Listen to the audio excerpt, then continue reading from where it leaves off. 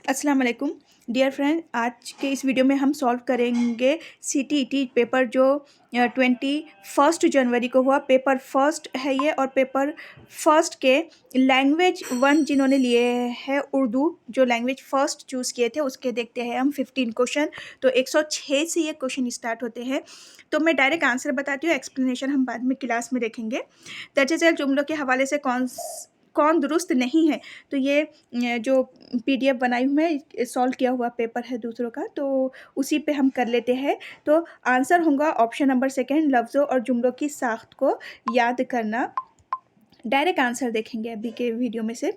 107 है, प्राइमरी सतह पर कुतुब खाने के इस्तेमाल के हवाले से कौन दुरुस्त नहीं है। तो दुरुस्त क्या नहीं होगा इनमें से।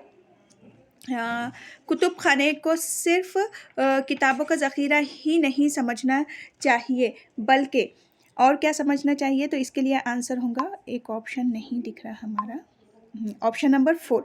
तो इसका आंसर होगा ऑप्शन नंबर 4। नेक्स्ट है 108 है कि लिटरेट ख्वानदगी के हिस्सों के लिए किस में दस्तरस होनी चाहिए, किस में बहुत महारत होनी चाहिए। तो वो है मालूम लफ्ज़ियात यानी कि वोकैबलरी पे, और पैटर्न रिकग्निशन पर, पैटर्न को पहचानने पे। यहाँ पे ख्वानदगी यानी कि लिटरेट की बात की गई है, इसलिए आंसर सूतियाती आ गई और रवानी नहीं होगा। इसके मीनिंग लिटरेट के हैं यहाँ पे, फिर भी आंसर की का वेट कर लीजिए, आंसर सेकंड होना चाहिए इसका।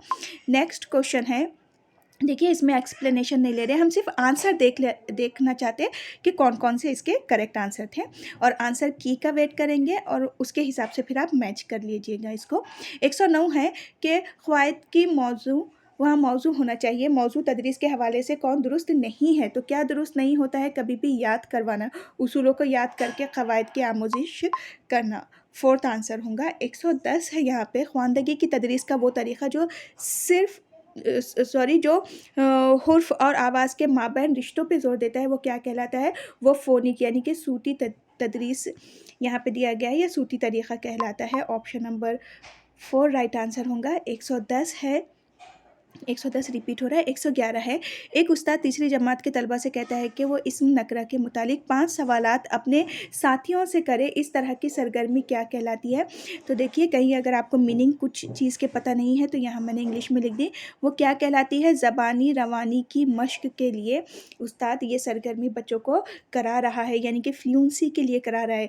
और इंज़बाती यानी कि कंट्रोल्ड है, कंट्रोल्ड ओरल प्रैक्टिस वो नहीं करा रहा है, पैसिव लिसनिंग भी नहीं है, और फ्री स्पीकिंग भी नहीं है। ये क्या है, फ्लुएंसी की मश्क करवा रहा है बच्चों को। तो ऑप्शन नंबर फर्स्ट इसका राइट आंसर होगा।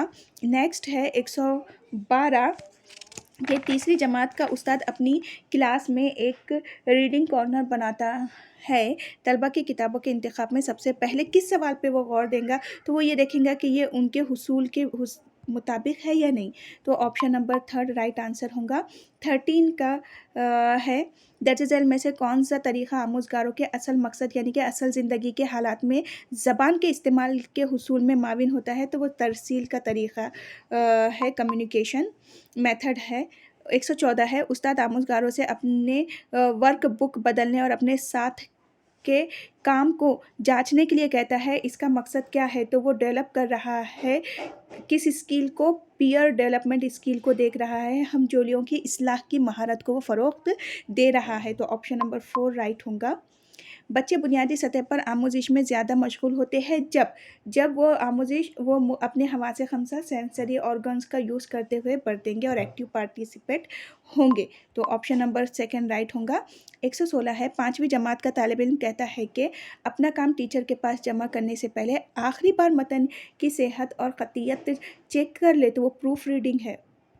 ऑप्शन नंबर 3 इसका राइट आंसर होगा।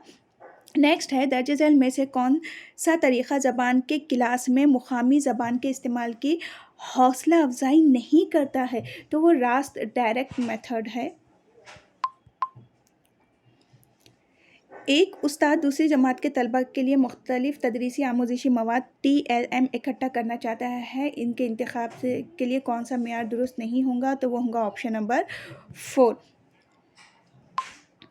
119 है, एक शमूलियती खुश आनंद और पुरलुफ्त माहौल पैदा करने का का बेहतरीन तरीक़ा क्या है?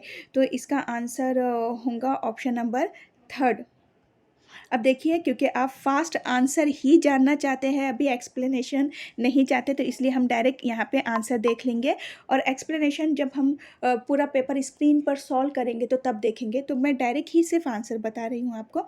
दर्जेज़ैल में से कौन बुनियादी सतह पर दरसी किताब तैयार करने के उसूल में शामिल नहीं है? तो देखिए, यहाँ पे दरसियात या करिकुलम का प्रिंसिपल होगा कक्ष का उसूल।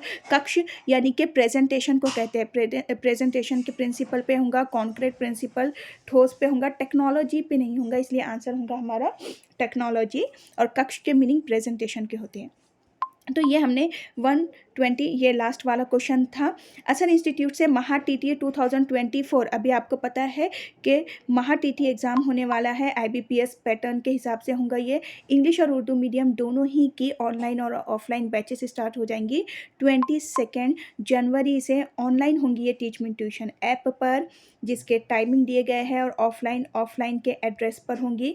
तो पहले हम चाइल्ड डेवलपमेंट से स्टार्ट करेंगे, उर्दू ग्रामर भी होगा और इंग्लिश ग्रामर, यानी कि 90 मार्क की स्टडी हम स्टार्ट कर देंगे 22 जनवरी से। यहाँ पे एड्रेस दिया गया है ऑफलाइन के लिए, और ऑनलाइन टीचमेंट ट्यूशन ऐप पर होंगी, और कॉन्टैक्ट नंबर दिए गए हैं, आप कॉल कर सकते हैं और ग्रुप में ऐड हो सकते हैं। पेड बैच होंगी ये, महा टीटी होगा ये, महाराष्ट्र का टेट होगा। और सी टेट की तो बैच आपको पता है असर इंस्टीट्यूट से नेक्स्ट बैच जल्दी ही बता दी जाएंगी। आपके आंसर आप देख लीजिए और वीडियो को ज़्यादा से ज़्यादा शेयर कीजिए अपने फ्रेंड्स के साथ। मेन आंसर की का भी हम वेट करेंगे, ये आंसर हमने देख लिया, लेकिन इसके अलावा भी आंसर की का आप वेट कीजिए कि उसमें कैसे आंसर आते हैं। टेक केयर, अल्लाह हाफिज़।